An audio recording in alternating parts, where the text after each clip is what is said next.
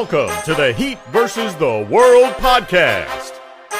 And now, stand up and make some noise for your host, Joe Jacob.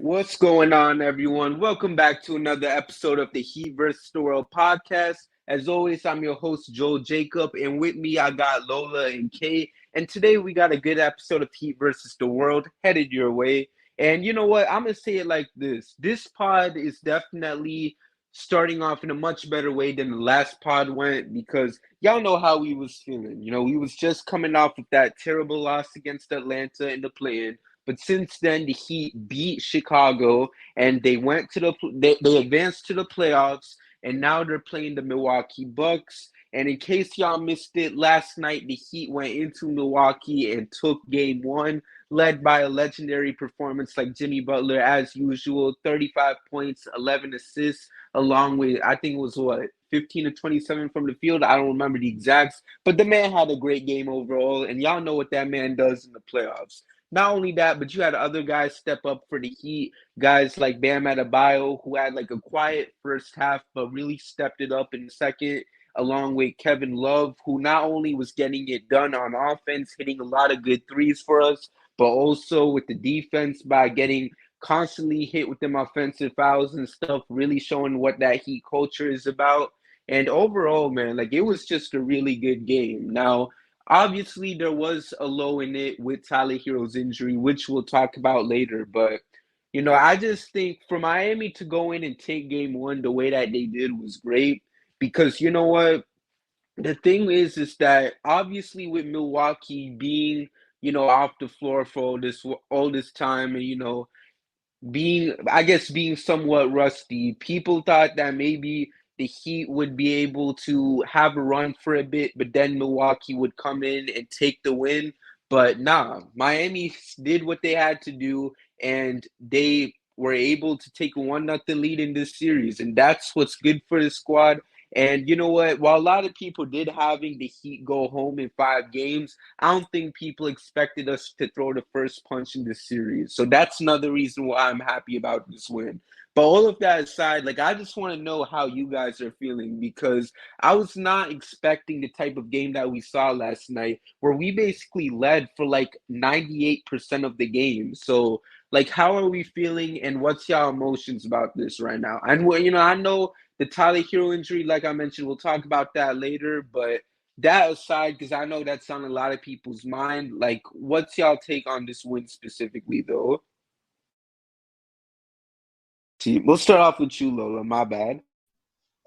I'm feeling really good about the win. I saw a lot of effort, just like the last game, especially on the defensive end. Like everyone was locked in, and the communication was really good. And offensively, like Jimmy led, and everyone followed. Like shooting was really good. Like Max was out there shooting like he was last time. Kevin Love provided so much help. Like thank God for Kevin Love because I did not like I'm not gonna lie, I did not expect him to have this much impact in the playoffs. And he was everything for us last night, taking charges, shooting, like everything. And yeah, all the other role players, Caleb too, like Caleb showed up, you know, Tyler showed up until he got injured, but even Bam, yes, Bam struggled at the beginning, and there was a lot of discourse on that on the timeline, and I'm sure like we'll get more into it later on, but I'm so glad that he figured it out in the second half and like, you know, by having like his teammates find him in spots where he could be effective.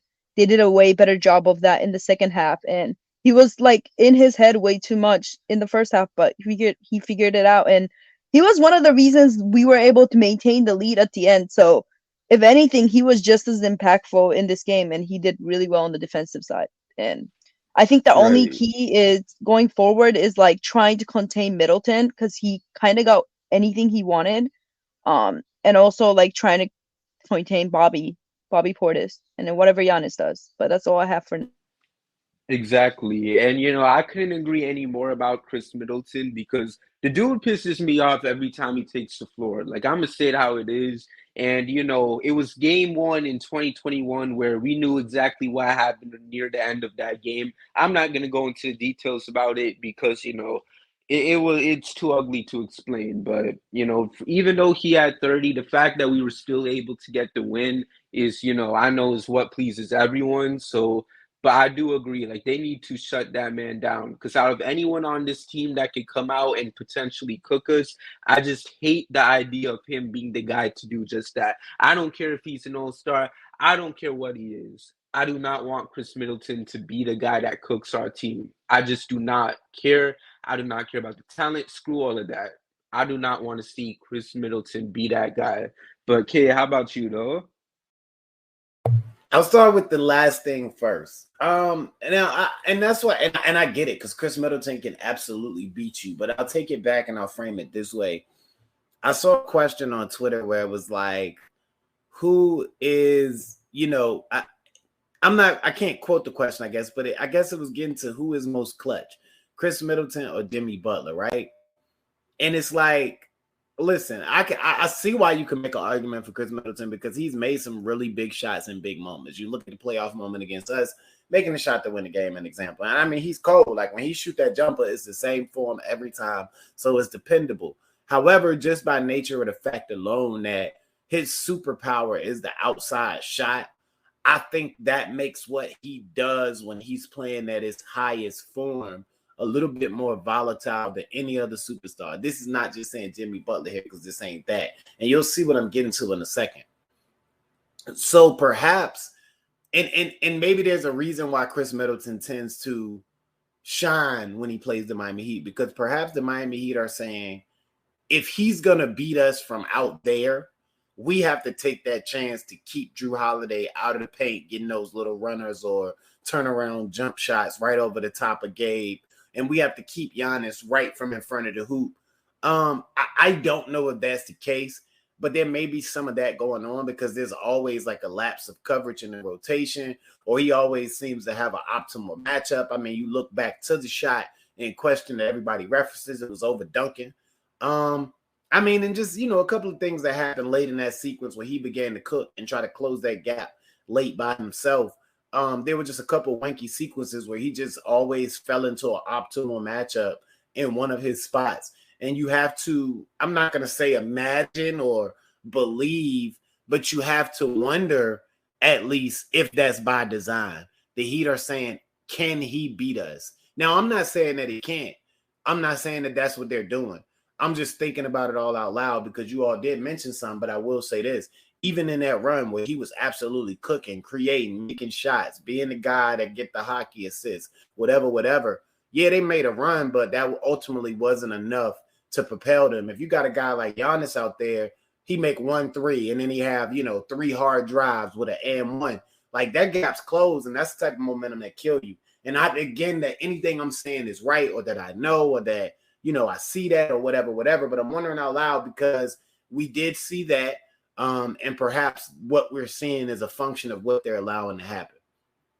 Now, when you think about the game overall, I think that you all both mentioned great points. Of course, Jimmy Butler showed up. The others showed up. It's unfortunate about Tyler Hero. The guys made shots. And I mentioned that pre-pod in a little discussion, and I'm going to be brief about it here, not as in-depth as I went there, but it's like traditionally over the last couple of years, even though they've like almost progressively got worse trajectory-wise, the shooting has been worse each year over the last 3 or 4 years. Over the last 3 or 4 years, they've been one of the better three-point shooting teams in the league, and they've been a good three-point shooting team in the regular season, but that shooting hasn't consistently come through in the postseason for them.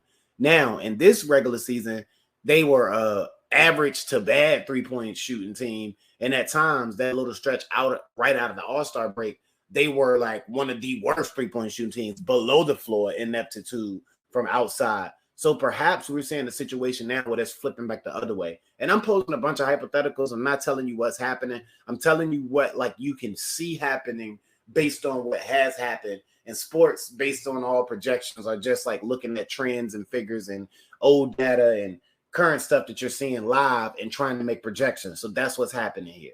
But at the same time, that's very likely. So if they can make shots And they can compete with anybody, and that's even with Tyler Herro's injury. But I'll say this. What happened in game 1 with Jimmy Butler almost triple-double, 35 points, 11 assists. Yeah, only 5 rebounds, but still, that's close enough for him. 3 steals, and then you got Bam almost triple-doubling as well with 22 points, 9 rebounds, and 7 assists.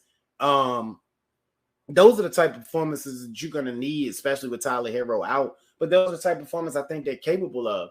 And if you think about the whole thing we were talking about, the whole mouths to feed thing, where it was a small debate early in the season, and I was on the far side, whether Tyler Herro should still come off the bench. Why was that? Because it allows Jimmy and Bam and those other 3 guys around them to maximize themselves, and you save some of your firepower for the bench. And even though Tyler Herro is firepower that you can absolutely optimize if deployed correctly, you won't have that off the bench. But that first unit may take a slight jump in that facet, and you saw it come to fruition with all of the Bam activity and touches in the second half. Now, for that second unit, there are answers there too, because as I mentioned pre-pod as well, you have guys like Duncan who's going to see more minutes. You have guys like Depot who's sitting there. I don't know if Spo's going to go to him, but his streaking is shown to be shooting where he can hit his his shooting has shown to be streaky recently where he can hit a couple in a row, and we know what Depot has been in his past. So there's a little optimism there, and there are things that we still have to figure out. But based on what we saw in game 1, if they keep playing hard, keep doing the little things that everybody has mentioned and that we've all talked about, we're gonna see. Right. And Lola, is there anything that you want to add? Basically, like, I think for this series, like, what's most important is shooting. Like, if we can consistently shoot, we're one of the best teams to me in the league, like in the playoffs, especially when Jimmy's also at the same time getting whatever he wants. And I think another important thing is to get Bam going early, like instead of letting him try to get himself going, like actually actively the team has to try to get him going, get him in the right spots. He needs to get out of his head, but like the team also needs to help him get to the right spots, get him the ball. And I feel like another thing, like with the Tyler injury, yeah, like it sucks, but it might also help us in other ways because I feel like there'll be more ball movement. It won't be like as much dribbling around going on, better defense, like. But yeah, the role players are gonna have to step up. Like we're gonna need like 2, 3, 4 role players to step up every night, like they did last night. Right. And I just want to come in for a quick second. Like I cannot stress how much the shooting is going to be important for Miami because, I saw an interesting stat after last night's game, which kind of really stood out about, this win for the Heat. And it's the fact that last night's playoff game was the second in the last 10 years where one team was able to shoot above 60% from the three-point line, obviously that team being Miami, while the other team shot less than 25%. And it was like I said, it was the second time in the last 10 years. And it's crazy the fact that this was such a rare occurrence. And I don't know, man. This makes me, look into 2 questions that Miami needs to address if they want to go deep into this playoff run. And it's the fact that obviously Miami needs to see, can they be consistent with their shooting? Because that's been something we've been on them for since the beginning of the season. And if they want to have a legitimate chance against Milwaukee, they definitely need to address that. And then another thing is simply, even if Milwaukee is hitting their threes, in other words, I'm not saying they got to make like 50 threes a game, but, if Milwaukee is, shooting above 25% for like the remainder of this series in each game, can Miami still find a way to continue winning? And, and even if they can't win, at least stay afloat and take part in what could be a close game, ways in which it doesn't seem like the game is already decided like halfway through. That's going to be what's important for the Heat. And I don't know, like what I've seen from the regular season with the Heat is that this is a team that's able to hold their when it comes to the Bucks specifically, at least, when the Bucks are hitting their threes, Miami would hang on with them. Like, I'll never forget the first game we played against them. Milwaukee hit 22 threes, and we were able to beat them by 6. So that shows me, and a couple other games, that we're able to stay afloat even if Milwaukee is hitting their shots. So I'm not too concerned about that. It mainly goes into that first question I mentioned. So overall, like, if the Heat can just shoot consistently and just manage to continue playing at a high level, even if the Bucks happen to have a really hot night from the three-point line, then I really think they can make the best out of this series. It's just a matter of, can Miami step in and do their thing? And like, Kay, like, is there anything that you want to add into this?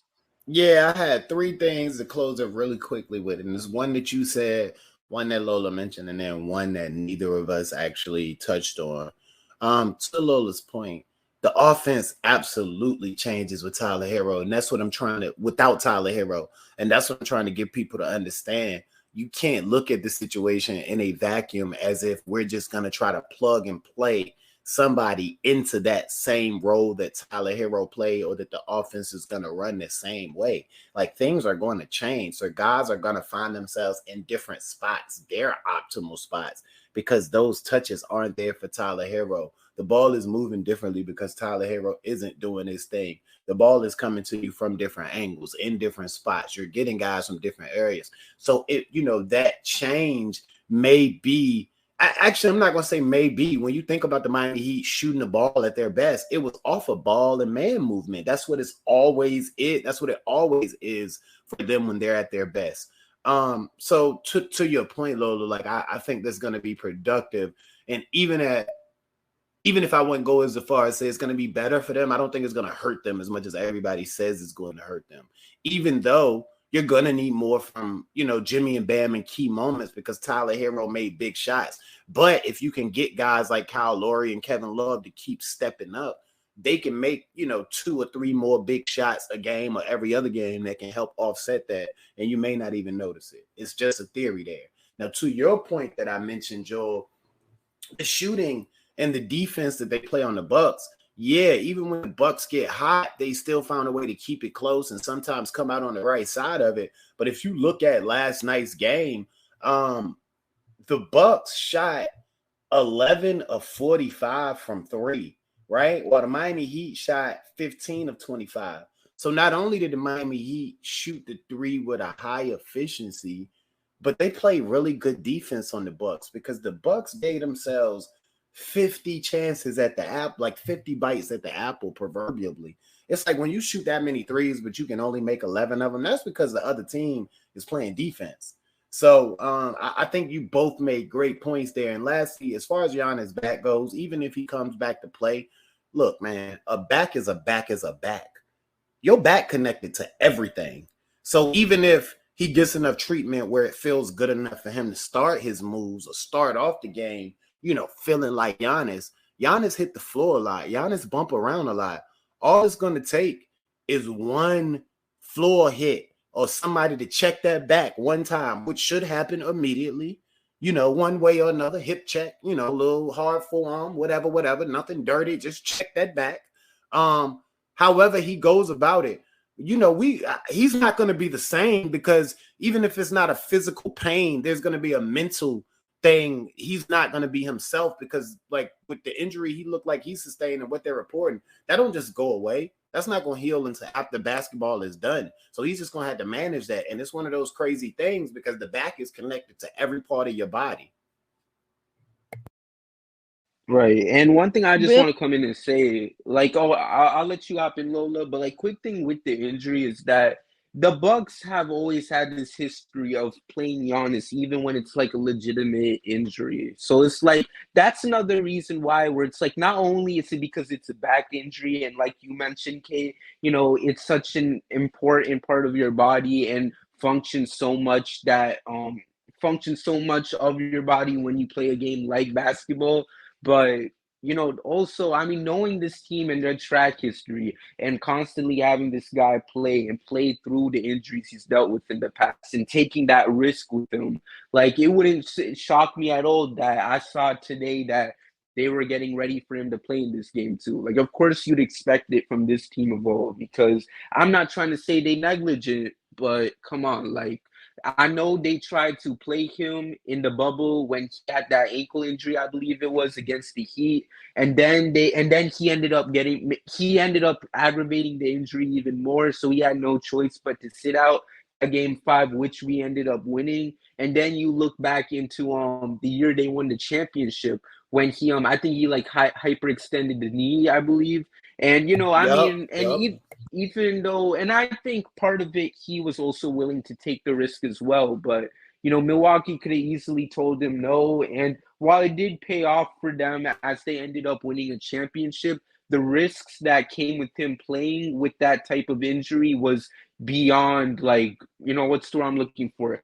Beyond unreal. And they're just lucky that they didn't have to, and they're just lucky that it paid off for them and that they didn't have to pay any major consequences whatsoever. And but they with didn't that all snap being that leg said, in like, half. exactly. So, like, with that all being said, like, what was it that you wanted to say, Lola?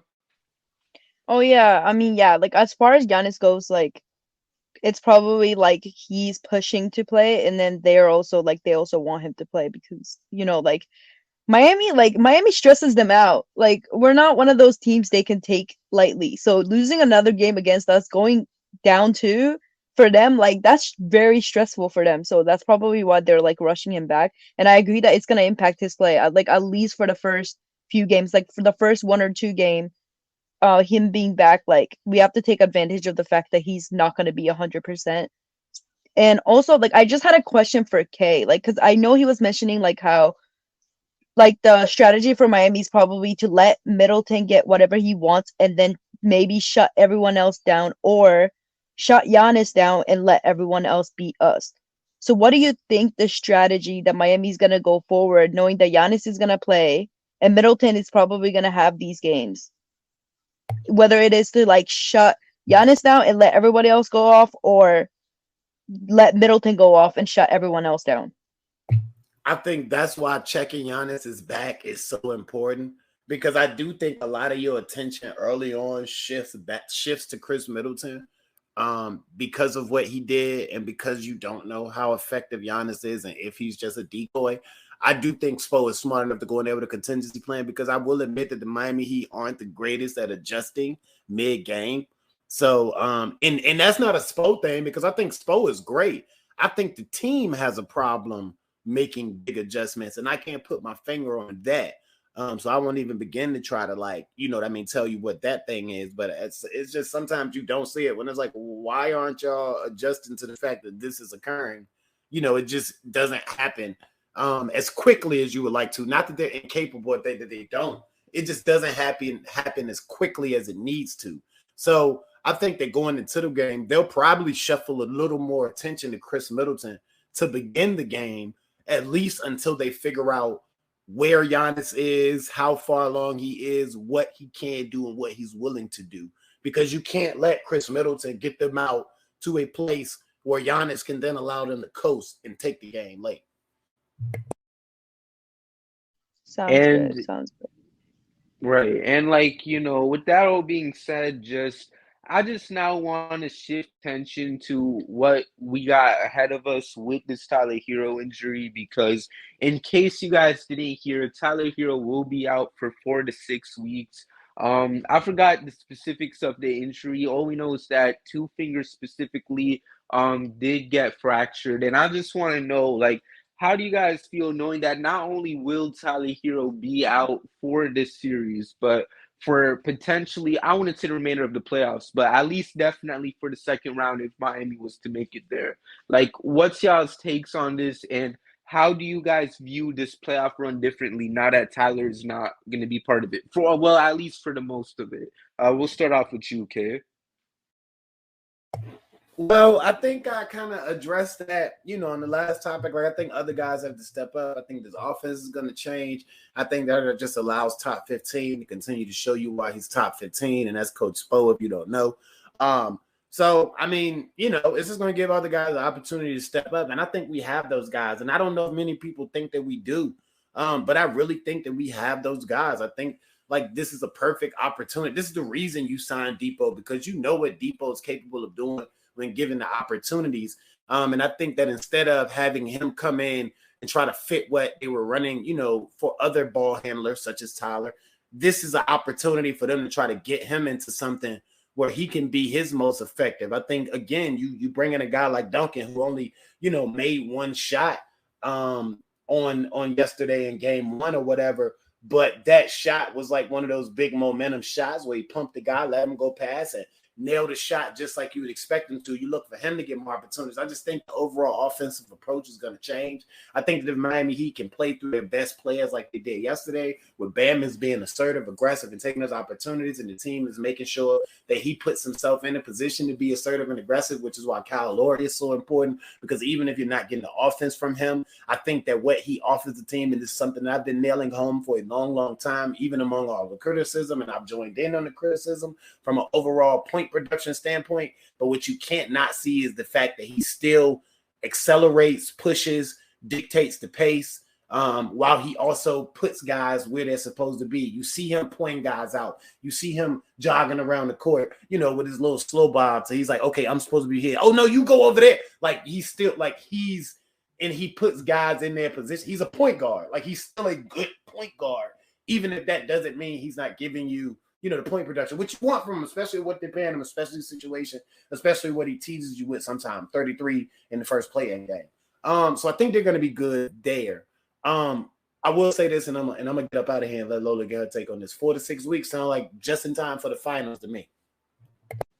Love it. I love the optimism from UK. That's why I love doing these pods with you, because just when you think it might be the end of the world or whatever, when news like this comes out, like, you always know what to say. So shout out to you, man. And Lola, what's on your mind? Well, first thing I want to put out is that Tyler did lead the team in field goal attempts for the season. So that's a big hit on offense. But like Kay mentioned, like, it could actually help us in a way, because what Tyler does sometimes is like he dribbles in circles and slows the games down, and it's not helpful for our shooters and like the role players, because they need the ball to keep moving and they need to get to their spots. Like, everyone needs to get to their spots, and sometimes he stagnates the offense and it doesn't help us.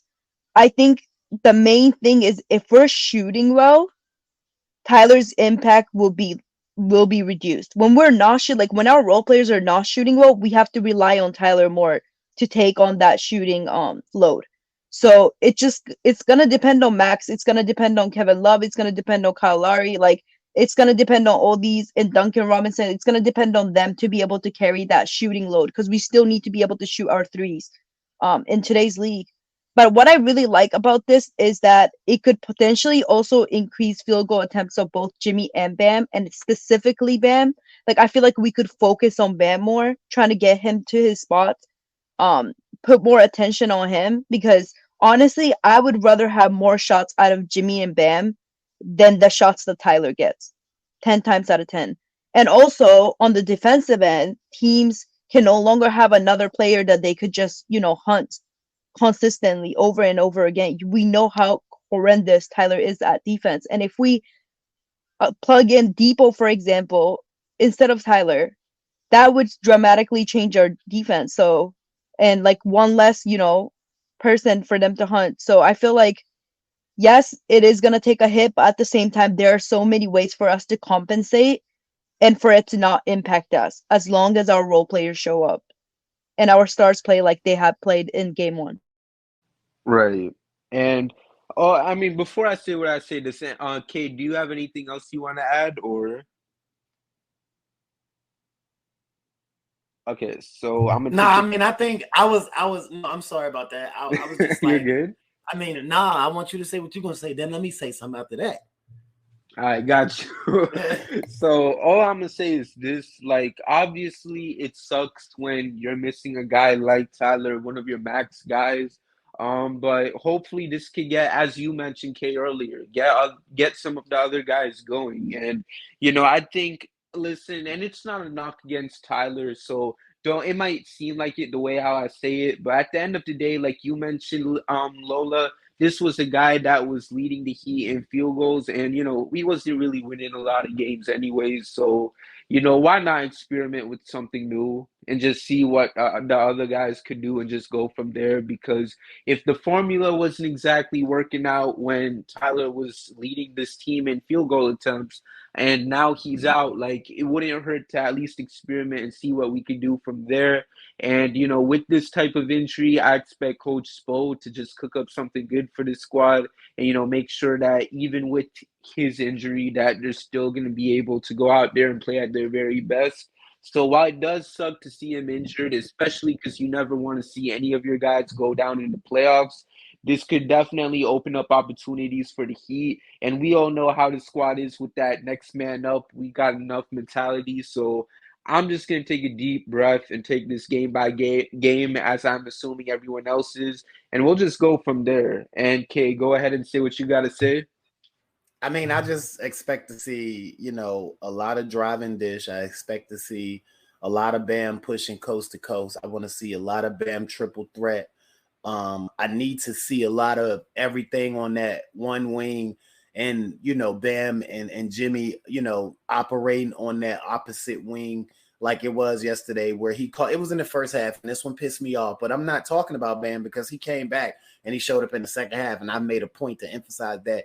Like, Bam shut me up in the second half in that he was assertive, and that's all I ask. And if you do your job, and at the end of the day, the job is done to the best of your ability, I'm not going to criticize you for what was the past. I mean, what was ultimately the past, as long as you made it right in that same instance, which is in that same game. But again, like I said, that gives me a mentality of, well, I can't see what I saw from you in that first half ever again. But I say this to say, there was a play in the first half where Jimmy was like almost begging for Bam to come show on the opposite block, and everybody, I mean, you just kind of had three shooters on the far side, and you had Bam ISO on the block. I think it was Lopez on down there with him, and you had Jimmy on the far side wing, just kind of like begging him to come over and show and seal. And people say Bam saw it too late, but I'm thinking to myself, well, you shouldn't. Like, your assertiveness should have you like waiting for that moment. But I think that as long as those guys can get to the things they do best, and give me some Duncan and Bam DHO, man, because what I've consistently said is not only does that put Duncan in a position that he's familiar with, an opportunity to make some shots, but he still bends defenses. Three guys are looking at Duncan whenever he's on the floor. There's always a guy in his hip. There's another guy ready to go get in his hip, and like I said, there's another guy with their eyes on him. But the thing about it is, when Bam is coming off of that, and if he keeps, which he should be doing more now because, he's more assertive or whatever, but it automatically puts him in his optimal offensive position, which is the triple threat. And I've long said Bam in the triple threat is a terror, because it is. He can hit you with the jump shot. He's skilled enough to go past you. And then once he gets to the cup, he's strong and athletic enough to make you look bad. So it automatically puts him in that power position with a head of steam, able to, do what he wants to do to the defense in certain times. And I think there'd be no better time than to, see it yank back out of the tool chest and have the dust blown off it like now. So that's just what I wanted to add there. Wait, Right. And I want to ask okay. real quick. Sorry, I want to ask real quick because they're gonna have Giannis back, right? And Bam was already kind of struggling without Giannis there. With him back, do you think that's gonna like impact the way he's gonna play? And also, like, how could they get him going despite having Giannis and Brook in the paint at all times? I think that's why it's important that you now make sure that you're playing Bam a lot at that high area, because not only do they give him a chance to survey, but it's going to pull one of those guys out. And that's also, again, the importance of checking Giannis's back, because depending on how good that back is, that's going to determine how much he does on defense and your attack. Because if that's the case, you're going to want to have Jimmy operating in that mid-post area and Bam off in the dunker spot, kind of like in that baseline area. Once whoever penetrates the paint, preferably Jimmy, penetrates that situation, if Giannis isn't as mobile or agile as you've seen him, then that's going to leave Bam one-on-one with Brook to do what he did mostly for the second half. But if Giannis is still getting out, I think that's also going to be an optimal opportunity for everybody else to try to attack that paint. So again, it's just based on how Giannis is playing, what he feels like.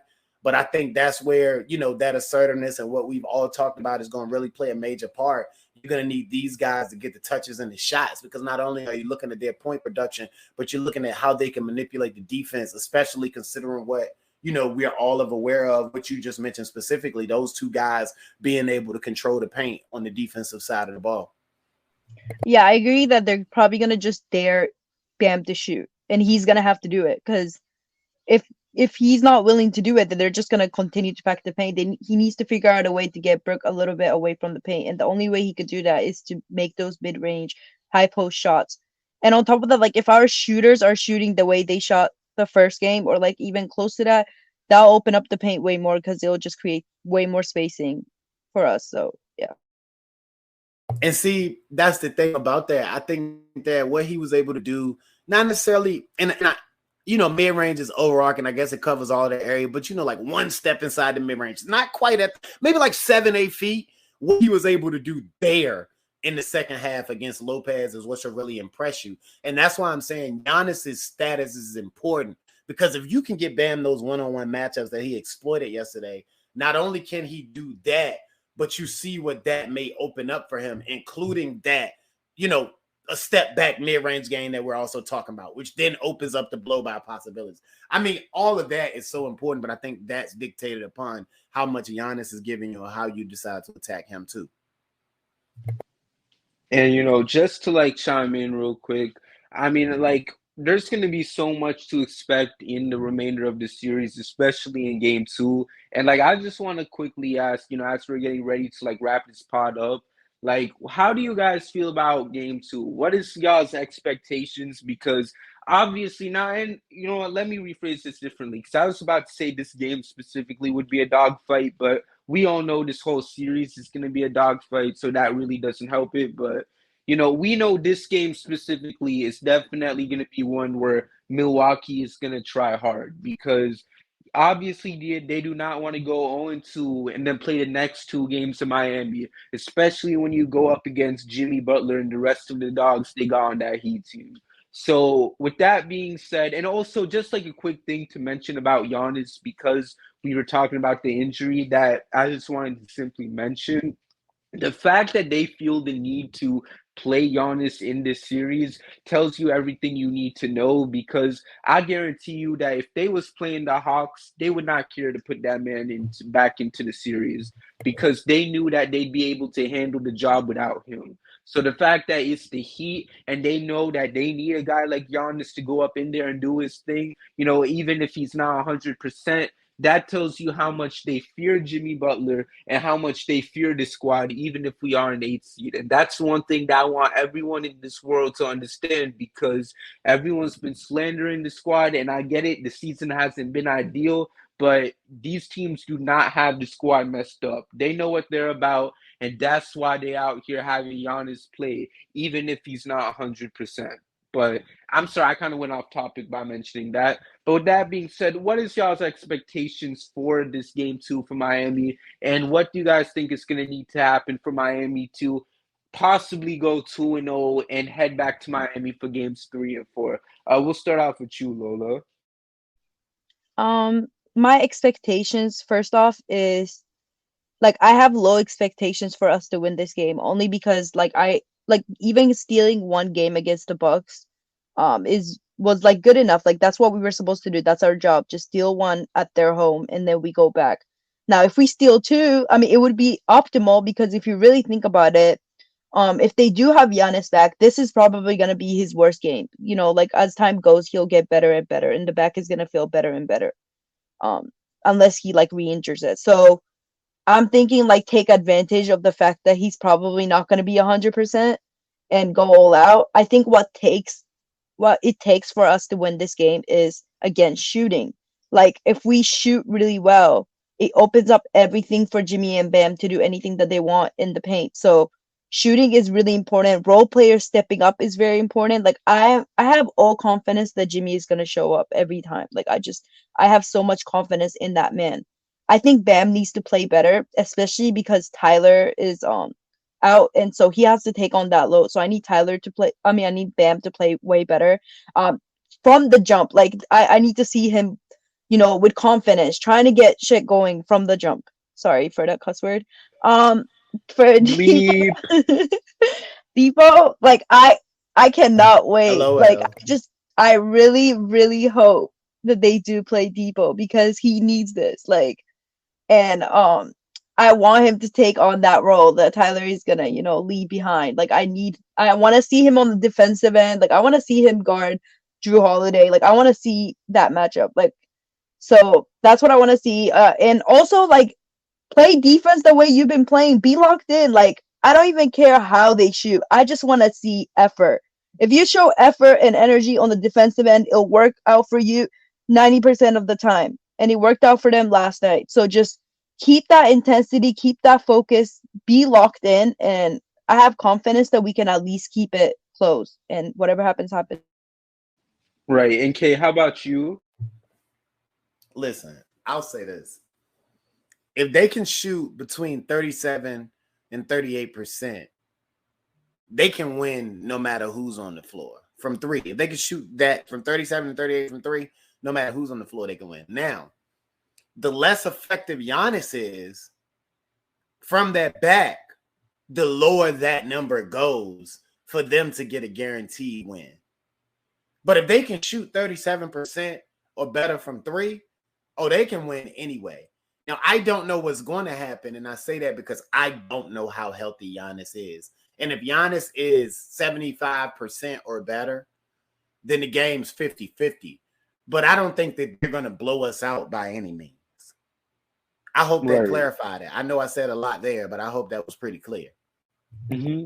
And one thing I just want to ask is, who do you guys think is what do you guys think the starting lineup is going to be? Like, do you guys think Max Strus just simply takes the role of the starting shooting guard, and they just play someone from the bench to play power forward? Like, how does that work? Kay, give me your prediction. I think you insert Duncan into that two-man role. Ooh. All right, because this is the thing for me, right? Because Caleb and Kevin were both cooking for the Heat off the bench, and it's like while people have been saying you could put them in the starting lineup, it's like I just don't know because it's like they play their best when they come off the bench, so it makes me skeptical because okay, you put them in the starting lineup and that's fine, but how much are we going to get from them? And I know guys like Caleb plays still had a good season even when he played as the starting power forward, but even then I think we can all agree that bench Caleb is a lot better than starting power forward Caleb. Like Lola, how about you? Like what's your prediction for the starting lineup? I personally thought that they would probably move Max to Tyler's role and then bring Caleb into the starting lineup to play the four. And if not, maybe they'll start Kevin Love like next to him. Like I could see that. Or they could and then obviously move Max to the where Tyler is. Or they could start Depot, which I don't see happening because they didn't even play him. But I don't know if Duncan is like because if Duncan starts, that's Duncan and Max on the defensive end that I am not confident in. And I know Tyler is also bad on defense, but he's kind of active, whereas Duncan just makes a bunch of stupid mistakes that I don't really want to see like in the starting lineup. So I don't know. Unless they could also move. No, I don't see Kyle getting moved. Yeah, it's literally like I think it's Caleb or Kevin Love. And they might go Depot, but I don't see it being Duncan. I don't know why. I just don't. Because I know how Spo is with Duncan, and I don't see him giving him a starting role. Right, and let's see, Kay, you got anything you want to say about that? Well, so here's the thing. Like when you look at what they started with in the second half yesterday, it was Duncan. But also Spo also doesn't like to tinker with what he think works. And I think what we've also all been mentioning, or at least what I hit on early on, was the bench production is still going to be important. So you really don't want to shift around that bench too much and allow them, I think as Joel just mentioned, like about Caleb, an example, you really don't want to mess with what they have going on there because they're so productive there for you. So I think that Duncan, not only do you give him a chance to see how effective he is from a spacing and shot making perspective, because if he's nailing his shots, you can live with his defense, which has gotten better and nobody's giving him credit for. I encourage you to watch him and don't hold him to the same stereotypes or archetypes as a defender, because like his main problem was getting real handsy and just putting his hands in places that he haven't. And as an extended and in his extended opportunities over the last 2 weeks or so, the man is literally playing with his hands behind his back. And that's causing him not to get so many incidental whistles. He's having several good stretches of possession at a time. I'm not saying he's a good defender or he's a great defender or anything like that. But what I'm saying is he's not doing the stupid stuff that has caused you to be like, man, he can't even be on the floor because he gets too handsy. So like I said, if he can still help create that space for Bam and Jimmy and knock down those shots, then that's a plus. But even if he gets in there for the first couple of minutes and okay, it's like, Duncan, you getting real handsy. Duncan, you ain't making no shots. Duncan, you're cluttering things up. The space isn't working. Then he's just a placeholder because he wasn't playing anyway, so he doesn't affect your rotations. Then you go try your depot. Okay, then when you go deploy your starting unit, if you feel like none of that's working, you could then start to tweak it. And then you move into, okay, let's do spoke things and get crazy. But as far as like starting him, it's sort of like, throwing a rock in two ponds. And, one of them, throwing a bait in two ponds. One of them might be the big bass. One of them might not have no bites. But if you catch the big bass, that's a plus. But if you don't have no bites, you can always go back to what you had in the first place, which in this case would be trying depot and then shifting your rotation based on the things that you guys have said. That's a great point that you did make, though, because Spo does not like to do too much with his rotations, and I could see that he would want to keep the Caleb, Kevin Love, and Kyle Lowry, like those three, on the bench for bench production. So I completely agree with that point, and that could be the reason why those two would stay on the bench. Like that's a really great point. In that case, it will probably come down to Duncan or Depot. Right. And I want to see Depot. Like I just want to see. Depot, right, but yeah, but like when you like Depot is like a targeted defensive missile. Because Depot is a wild card, and we mentioned streakiness, but it's not just like with Duncan, your streakiness is like shooting. But Depot could really get busy everywhere on the court if he has it turned on. So I think as an X factor, like trying to work him in off the bench, even if he gets the lion share of the minutes after it's all said and done with, or after he show you what he got that game, I just think deploying him there is better because that's where he's been most productive.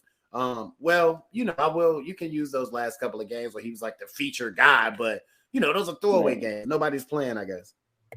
Also, another thing with Depot is that he like Duncan, I guess like this could be a point for both of them, is that they could really help Bam get to his spots. Well, Depot can help him with pick and rolls, and then Duncan obviously dribble handoff. So booyah. Either of them would be helpful for Bam. Yeah.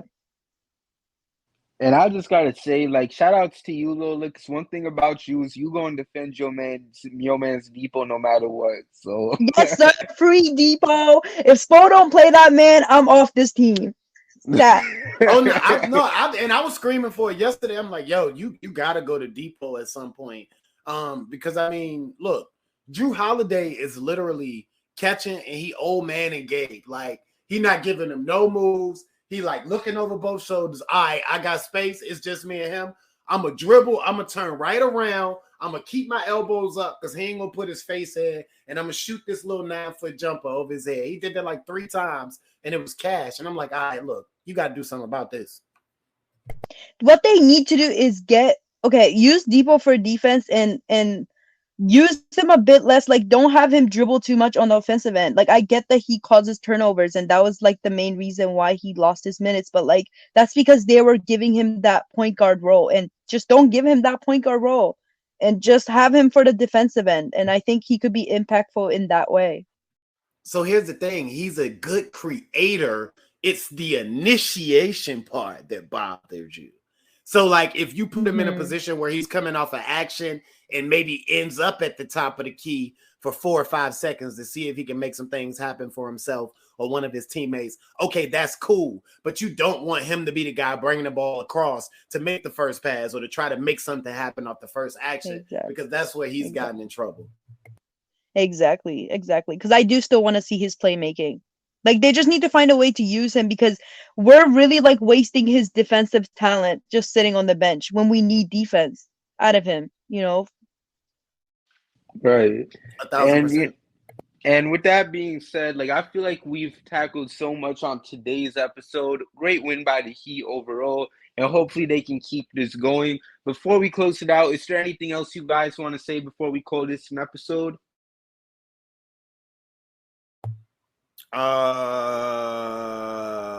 It's still Heat in 5. All right, all right. I feel it. I I'm with won't that. say I'm with he. that. We're going to the finals. We're going all the way to the finals. We take it at home. Straight like that. And I think we Now, got the 18th pick based on the situation that I'm seeing. Don't quote me, but I think you know how it was like a ping yep, pong situation because of the yeah, the three-way. tiebreaker. Yep. Yeah.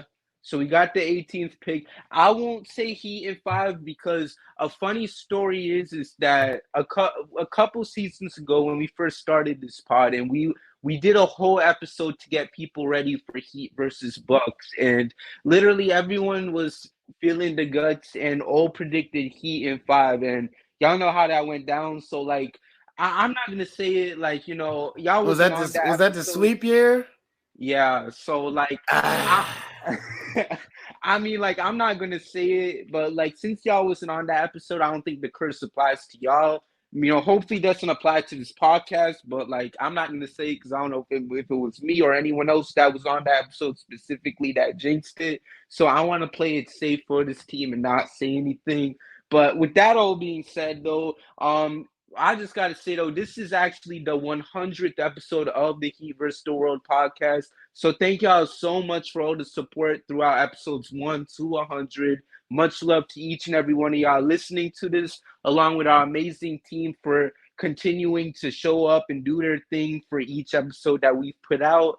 And also, with that all being said, thank you. And we're going to keep this going throughout the playoffs. We'll be on the mic after every Miami Heat win. So if the Heat could win the championship, that means we still got at least 15 pods left to record before we wrap up this season.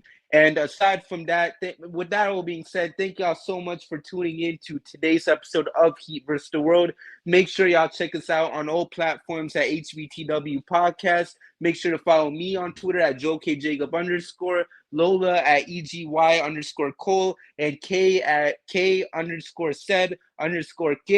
And make sure y'all check out the YouTube channel, subscribe to that. And make sure y'all also check out our website at hvtwpodcast.wordpress.com. We're coming out with new articles for this playoff run. And one of our main contributors is none other than K himself. Make sure to check it out. And make sure to check out his show and Biscayne Breakdown. Him and Deem are going to be dropping a new episode really soon. Make sure to check out Culture Shock featuring Lola and many of our talented ladies over there. They're going to be coming out with something new very soon. And with that all being said, thank y'all so much for the support. Thank y'all so much for tuning in. Miami Heat, let's keep it going. And aside from that, hit that music because we out.